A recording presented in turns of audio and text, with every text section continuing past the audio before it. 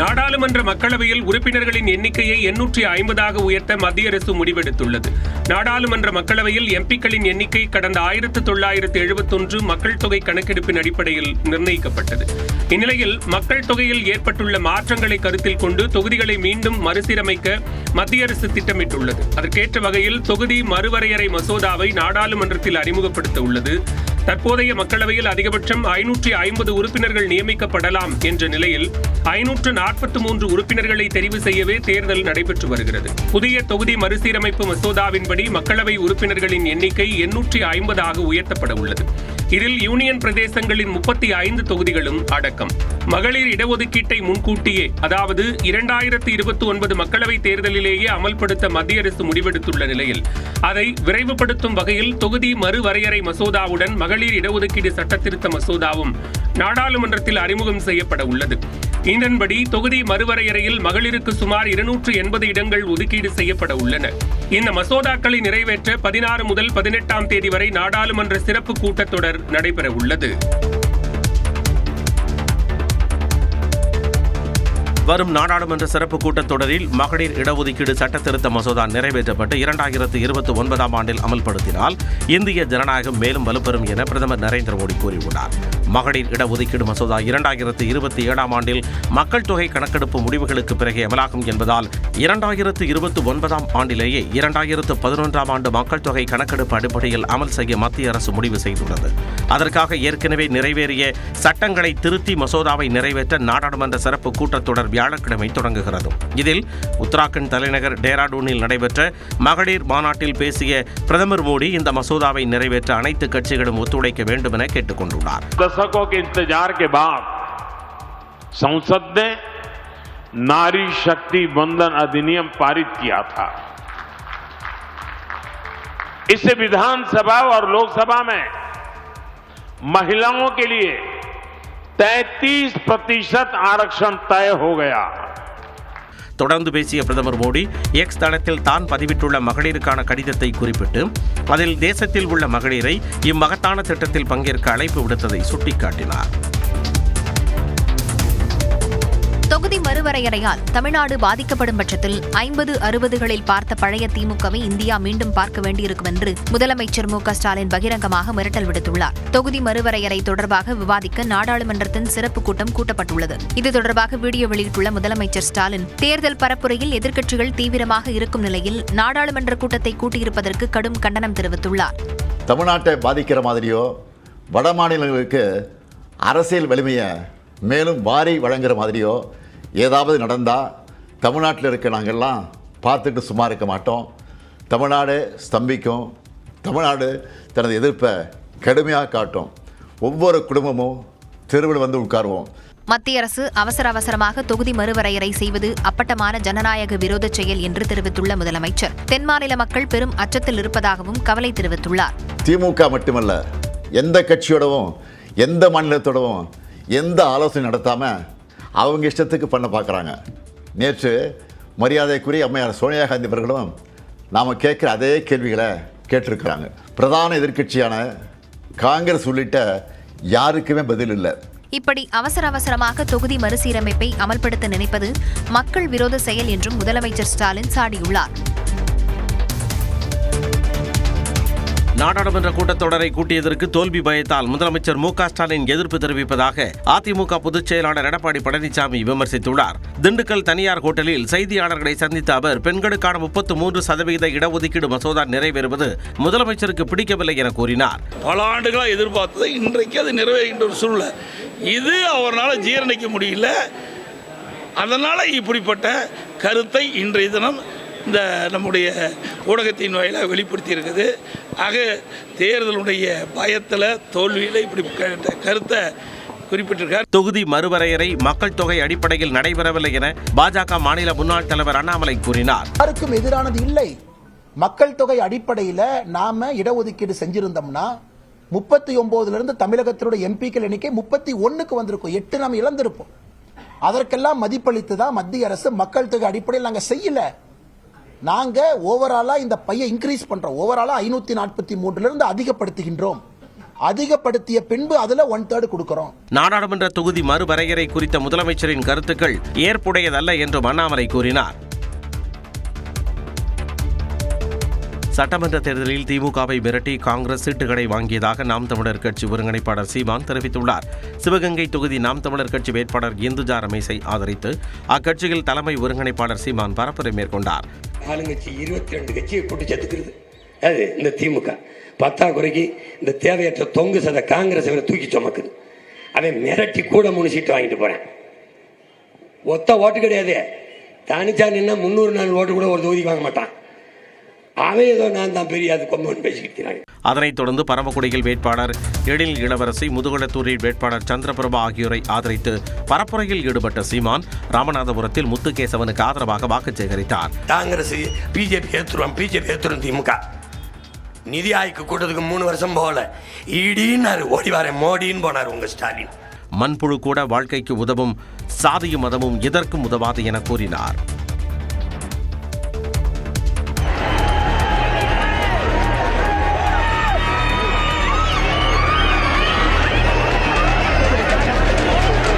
தாவேக தலைவர் விஜய் திருப்பூரில் பரப்புரைக்கு வந்து சென்றபோது நடந்த நிகழ்வுகள் கரூர் சம்பவத்தை நினைவுபடுத்துவது போல் இருந்தது. கோவையிலிருந்து திருப்பூருக்கு சாலை வழியே சென்ற விஜயை வரவேற்க அவினாஷி சாலையிலிருந்து KMCH மருத்துவமனை வரை ஏராளமானோர் குவிந்திருந்தனர். விஜயை பார்த்தவுடன் தடுப்புகளை மீறி வாகனத்தை முற்றுகையிட்டனர்.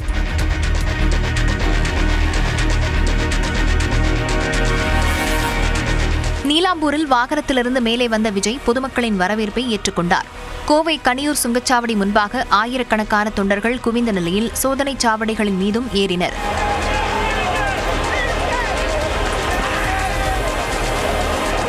கூட்டத்தில் சிக்கிய சூலூர் தாவேகா வேட்பாளர் சுகுமார் மயக்கமடைந்தார். கனியூர் டோல்கேட் கூட்டத்தில் பெண்ணிடம் 5 பவுண்ட் செயின் பறிக்கப்பட்டது பரபரப்பை ஏற்படுத்தியது. கனியூர் சுங்கச்சாவடி மற்றும் வஞ்சிப்பாளையம் பகுதிகளில் தேசிய நெடுஞ்சாலையில் வாகனங்கள் நிறுத்தத்தால் பயணிகள் அவதிப்பட்டனர். விஜய் பரப்புரை மேற்கொண்ட திருப்பூர் பெருமாநல்லூரில் காலை முதலே கைக்குழந்தைகளுடன் பெண்களும் தொண்டர்களும் காத்திருந்தனர். பரப்புரை முடிவதற்குள் 20க்கும் மேற்பட்டோர் மயங்கி விழுந்தனர். ஆம்புலன்ஸ்களின் அலறல்களும் கேட்ட வண்ணம் இருந்தது.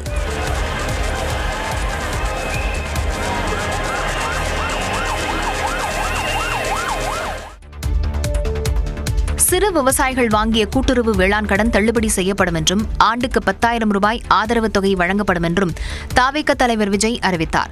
திருப்பூர் பெருமாநல்லூரில் பரப்புரை மேற்கொண்ட அவர் நெசவாளர் மற்றும் சிறு குறு தொழில்துறைக்கான அறிவிப்புகளை வெளியிட்டார். நிலையற்ற நூல் விலை மற்றும் மின்சார நெருக்கடி சுமையை பகிர்ந்து கொள்ள கைத்தறி மற்றும் விசைத்தறி வைத்திருக்கும் ஒவ்வொரு நெசவாளர் குடும்பத்திற்கும் ஆண்டுக்கு 30,000 ரூபாய் வங்கி மூலம் நேரடியாக நமது டிவிக்கு அரசு வழங்கும்.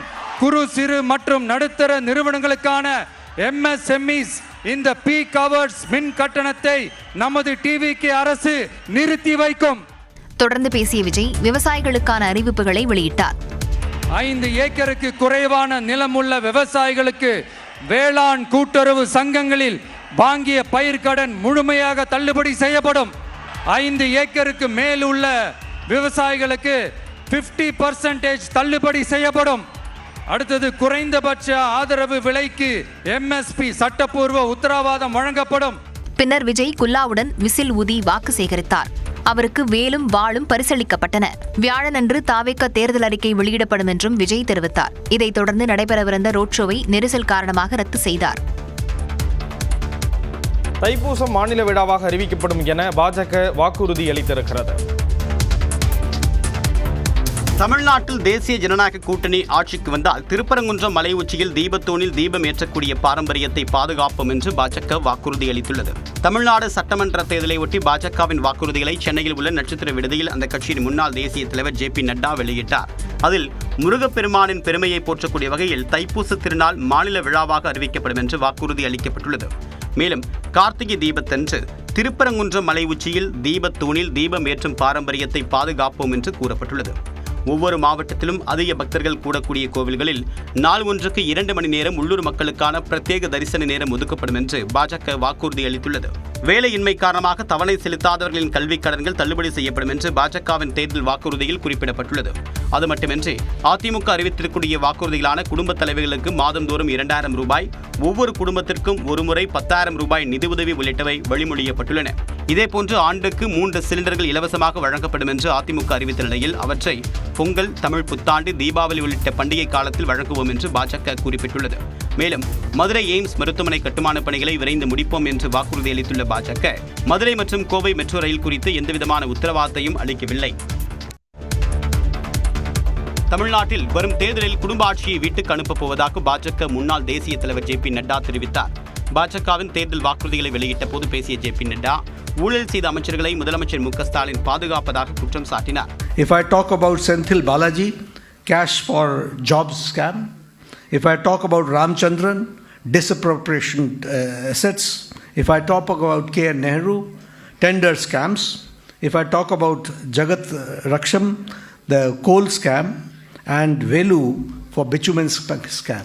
So all these leaders are being protected by Stalin. பிறகு பேசிய பாஜக முன்னாள் மாநில தலைவர் அண்ணாமலை தேர்தல் அறிக்கையில் குறிப்பிடப்படவில்லை என்றாலும் எடப்பாடி பழனிசாமி முதலமைச்சரான பிறகு மதுரை மற்றும் கோவைக்கு மெட்ரோ ரயில் திட்டம் கொண்டுவரப்படும் என்று உறுதியளித்தார். Minister Shri Piyush Goyalji and our honorable national president Shri Nitin Nabin அவர்கள் 2 பேரும் மிக தெளிவாக சொல்லியிருக்கின்றார்கள்.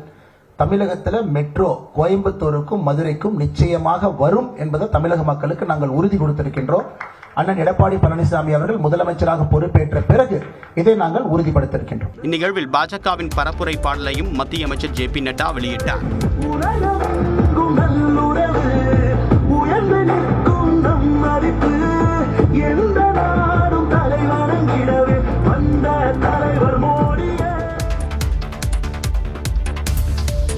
வங்கக்கடலில் நள்ளிரவு முதல் மீன்பிடி தடைக்காலம் அமலுக்கு வந்த நிலையில் 2 மாதங்களுக்கு மீன்களின் விலை அதிகரிக்கும் சூழல் ஏற்பட்டுள்ளது. கடலில் மீன்வளத்தை பெருக்கும் விதமாக அவற்றின் இனப்பெருக்க காலத்தை முன்னிட்டு ஒவ்வொரு ஆண்டும் ஏப்ரல் 15ஆம் தேதி முதல் ஜூன் 14ஆம் தேதி வரை வங்கக்கடலில் 61 நாட்கள் விசைப்படகு மூலம் மீனவர்கள் மீன்பிடிக்க கடலுக்கு செல்ல மத்திய அரசு தடை விதித்துள்ளது. அதன்படி தமிழ்நாட்டில் நள்ளிரவு முதல் மீன்பிடி தடைக்காலம் அமலுக்கு வந்தது. குறிப்பாக திருவள்ளூர் மாவட்டம் பழவேற்காடு, எண்ணூர், காட்டுப்பள்ளி, கோரைக்குப்பம், குணங்குப்பம் உட்பட 32 மீனவ கிராமங்களில் படகுகள் கரையில் நிறுத்தி வைக்கப்பட்டுள்ளன. இதேபோன்று நாகப்பட்டினத்தில் 500க்கும் மேற்பட்ட விசைப்படகுகளும், காரைக்காலில் 400க்கும் மேற்பட்ட விசைப்படகுகளும் கரையில் நிறுத்தப்பட்டுள்ளன. தமிழ்நாட்டின் கிழக்கு பகுதியில் கன்னியாகுமரி வரை சுமார் 1076 கிலோமீட்டர் நீளமுள்ள கடல் பகுதிகளில் மீன்பிடி தடைக்காலம் அமலுக்கு வந்தது. மீன்பிடி தடை காரணமாக அடுத்த 2 மாதங்களுக்கு ஆழ்கடல் மீன்வரத்து இருக்காது என்பதால் மீன்கள் விலை அதிகரிக்கும் சூழல் ஏற்பட்டுள்ளது. தமிழ்நாட்டில் சட்டமன்ற தேர்தல் நெருங்கும் நிலையில் சந்தேகத்திற்கு இடமளிக்கும் வகையிலான பணப்பரிவர்த்தனைகளின் அடிப்படையில் பிரபல நகைக்கடைகளில் வருமான வரித்துறையினர் சோதனை மேற்கொண்டனர். அதன்படி ராமநாதபுரத்தில் KRD தங்க மாளிகையில் வருமான வரித்துறை அதிகாரிகள் சோதனை நடத்தினர். வருமான வரித்துறை அலுவலர் ராம்லால் தலைமையில் 10 பேர் கொண்ட குழுவினர் மேற்கொண்ட இந்த சோதனையில் பல்வேறு ஆவணங்களை கைப்பற்றி சென்றதாக கூறப்படுகிறது. இதேபோன்று வேலூர் மாவட்டம் குடியாத்தத்தில் அசோக் ஜுவல்லரிக்கு சொந்தமான 2 நகைக்கடைகளில் வருமான வரித்துறை அதிகாரிகள் சோதனை மேற்கொண்டனர். குறிப்பாக சந்தப்பேட்டையில் உள்ள AFG மற்றும் KFG தங்க நகை கடைகளில் தலா 6 பேர் கொண்ட குழுவினர் தனித்தனியாக சோதனை நடத்தினர். பீகாரின் புதிய முதலமைச்சராக பாஜகவைச் சேர்ந்த சாம்ராஜ் சௌத்ரி புதன்கிழமை பதவியேற்கிறார். பீகார் முதலமைச்சராக இருந்த நிதிஷ்குமார் கடந்த 10ஆம் தேதி மாநிலங்களவை உறுப்பினராக பதவியேற்றார். இதனைத் தொடர்ந்து தனது அமைச்சரவையை கலைத்த நிதிஷ்குமார் முதலமைச்சர் பதவியிலிருந்து விலகுவதற்கான கடிதத்தை அம்மாநில ஆளுநர் சையத் அதா அசைனிடம் ஒப்படைத்தார். மேலும் புதிதாக அமையவுள்ள அரசுக்கு முழு ஒத்துழைப்பு அளிப்பதாகவும் குறிப்பிட்டார். இதனையடுத்து பீகார் மாநில பாஜக மேலிட பொறுப்பாளரான மத்திய அமைச்சர் சிவராஜ் சிங் சௌகான் தலைமையில் பாஜக MLA-க்கள் கூட்டம் நடைபெற்றது. அதில் துணை முதலமைச்சர் சாம்ராஜ் சௌத்ரி பாஜக சட்டப்பேரவை குழு தலைவராக தேர்வு செய்யப்பட்டார்.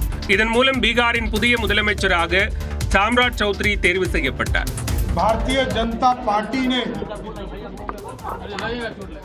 जितना काम करने का मौका दिया, मैं ये कह सकता हूं कि एक राजनीतिक कार्यकर्ता के तौर पर लगभग 30 साल से काम कर रहा हूं, लेकिन पहले कोई विचारधारा नहीं था साहब. சாம்ராஜ் சௌத்ரி தலைமையிலான புதிய அரசு புதன்கிழமை காலை 11 மணிக்கு பதவியேற்கிறது. பீகார் வரலாற்றில் முதன்முறையாக பாஜகவை சேர்ந்தவர் முதலமைச்சராக பதவியேற்கிறார். மேலும் பீகாரில் ஆட்சி அமைந்த 4 மாதங்களுக்குள் முதலமைச்சர் மாற்றப்பட்டிருப்பதும் குறிப்பிடத்தக்கது.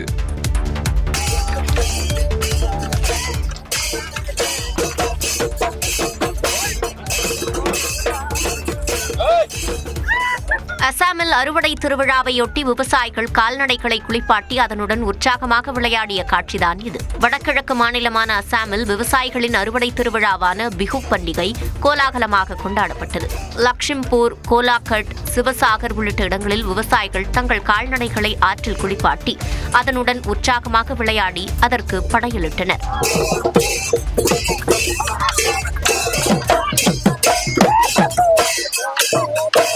இதேபோன்று கவுஹாத்தியில் பிஹு பண்டிகையையொட்டி பல்வேறு கலை நிகழ்ச்சிகளும் நடைபெற்றன. பஞ்சாபிலும் அறுவடை திருவிழாவான பைசாகி விமர்சையாக கொண்டாடப்பட்டது. கோதுமை பயிர்களை அறுவடை செய்த விவசாயிகள் நடனமாடி மகிழ்ச்சியடைந்தனர்.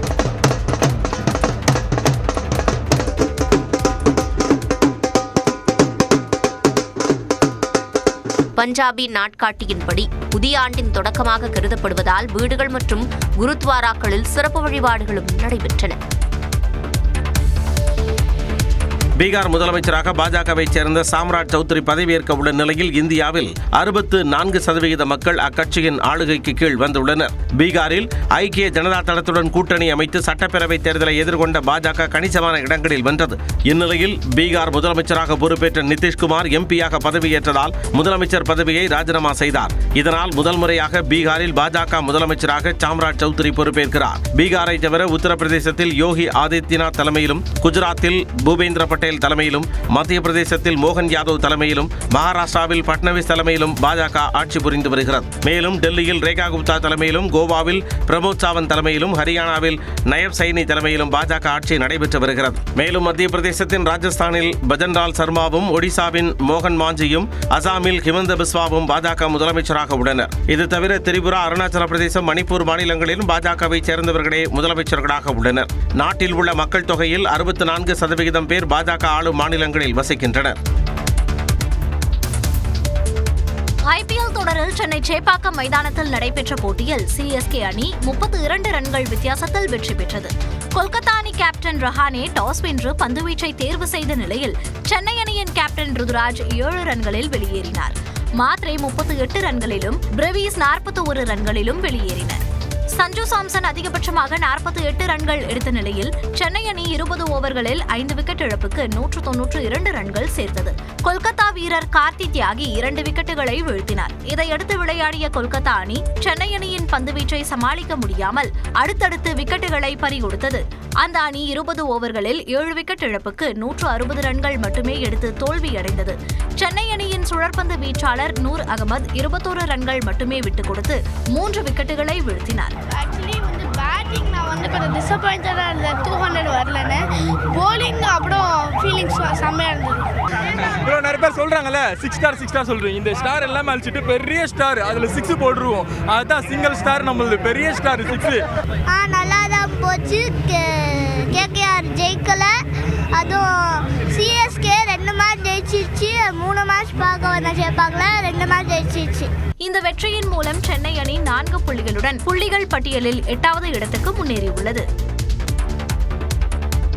விவசாயிகள் குறித்து முதலமைச்சர் ஸ்டாலினுக்கு அக்கறை இல்லை என அதிமுக பொதுச் செயலாளர் குற்றம் சாட்டினார். ஆண்டிப்பட்டி தொகுதியில் அமமுக பொதுச் செயலாளர் டிடிவி தினகரனுடன் இணைந்து பரப்புரை மேற்கொண்ட அவர் முல்லைப்பெரியாறு அணை பற்றி பேசினார்.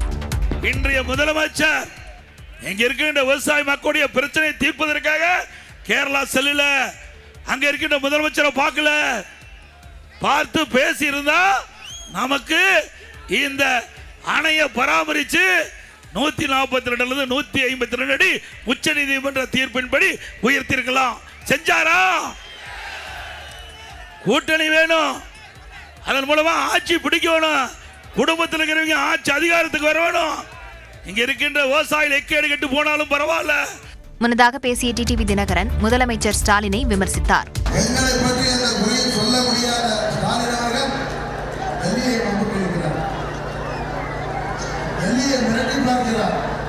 அதிமுக தலைமையிலான என்டிஏ ஆட்சி அமைவது உறுதி என்றும் டிடிவி தினகரன் கூறினார். சட்டமன்ற தேர்தலில் திமுகவை மிரட்டி காங்கிரஸ் சீட்டுகளை வாங்கியதாக நாம் தமிழர் கட்சி ஒருங்கிணைப்பாளர் சீமான் தெரிவித்துள்ளார். சிவகங்கை அரண்மனை வாசல் முன்பு சிவகங்கை சட்டமன்ற தொகுதி நாம் தமிழர் கட்சி வேட்பாளர் இந்துஜா ரமேஷை ஆதரித்து சீமான் பரப்புரை மேற்கொண்டார். அப்போது பேசிய அவர் தான் தனித்து களம் காண்பது குறித்து விவரித்தார். ஆளுங்கட்சி 22 கட்சியை கூட்டி சேர்த்துக்கிறது. அது இந்த திமுக 10 குறைக்கு இந்த தேவையற்ற தொங்கு சத காங்கிரஸ் தூக்கி சுமக்குது. அவன் மிரட்டி கூட 3 சீட்டு வாங்கிட்டு போறேன். ஒத்த ஓட்டு கிடையாது. தனிச்சா நின்னா 300-400 ஓட்டு கூட ஒரு தொகுதிக்கு வாங்க மாட்டான்.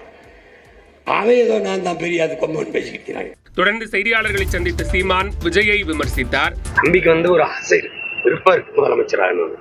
அதுக்கான கனவோ அதை செயல்படுத்துறதுக்கான உழைப்பு. நான் என்ன செய்வேன், இவர் 2000 2500 மக்களை ஏமாற்றுகிற இலவசங்களை எந்த தன்மானம் மிக்க தமிழனும் ஏற்றுக்கொள்ள மாட்டான் என்று சீமான் தெரிவித்தார். உதயநிதி ஸ்டாலினை எதிர்த்து போட்டியிடுவதில் தனக்கு எந்த சவாலும் இல்லை என்று சேப்பாக்கம் திருவல்லிக்கேணி தொகுதி அதிமுக வேட்பாளர் ஆதி ராஜாராம் தெரிவித்திருக்கிறார். நியூஸ் 18 தமிழ்நாடு தொலைக்காட்சிக்கு அவர் அளித்த பிரத்யேக பேட்டியை கேண்டிட் வித் கேண்டிடேட் பகுதியில் பார்க்கலாம்.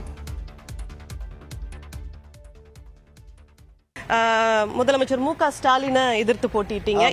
இப்படி தொடர்ந்து திமுகவுடைய முக்கிய தலைவர்களை நீங்க எதிர்த்து போட்டிடுறீங்க. எங்க தலைமை என்னதான் நம்புது. அவங்களை தைரியமா எதிர்க்கக்கூடியவன். எந்த வகையிலும் நான் சோரம் போக மாட்டேன். அத்தோட அவர்கள் எந்த ஆயுதத்தை எடுப்பாங்களோ அதை விட 2 கையிலும் ஆயுதத்தை எடுத்து என்னால் போரிட முடியும்னு அவங்களுக்கு தெரியும். எனக்கு மீனவர்களுடைய ஆதரவை திமுகவே உருவாக்கி கொடுத்துடுதுங்க. ப்ளூ பிளாக் பீச் அந்த திட்டத்தின் அடிப்படையில் இப்போது உங்களுக்கெல்லாம் தெரியும், நாளைக்கு நம்மளே கடற்கரைக்கு போகிறப்ப திமுக ஆட்சி தொடர்ந்தா தலைக்கு 30 ரூபாய் கொடுத்துட்டு தான் உள்ளார போக முடியும். அது உங்களுக்கும் தெரியும் நினைக்கிறேன். அதன் மூலம் அங்கே கடலோரம் படகுகளை நிறுத்த முடியாது, மீன் வலைகளை காய வைக்க முடியாதுன்றப்ப மீனவர்களின் வாழ்வாதாரத்திலேயே கை வைக்கிறாங்க. அரசியலுக்கு அரசியலை பற்றி தெரியாத நிறைய இளைஞர்கள் கமலஹாசன் டார்ச் சின்னாங்க. கடைசியாக என்ன ஆச்சு, கமலஹாசன் டார்ச்சை தூக்கி போட்டு உடச்சி போயிட்டு அங்கே போய் நின்ட்டாப்ல. அப்போ ஆர்வமாக போன இளைஞர்கள் மாதிரி தான் இப்போது நடிகர் விஜய் பின்னாடி எந்த ஒரு இதுவும் இல்லாமல் நிறைய பேர் தாவை காத்தை டிவிக்கே அப்படின்னு சொல்லிட்டு இருக்காங்க. அதே கதை தான் இது. ஏன்னா அப்போ அந்த இளைஞர்கள் எங்களுக்கு வாக்களிக்க வரல. அதே போல தான் இந்த இளைஞர்கள் ஃபர்ஸ்ட் டைம் ஓட்டர்ஸ் பொறுத்த வரைக்கும் பொதுவாக கஷ்டப்பட்ட பிறகுதான் எங்கள் பக்கம் திரும்புவாங்க. அதனால அது எங்களுக்கு வராத ஓட்டு தான். அதை பற்றி எங்களுக்கு இழப்பு கிடையாது.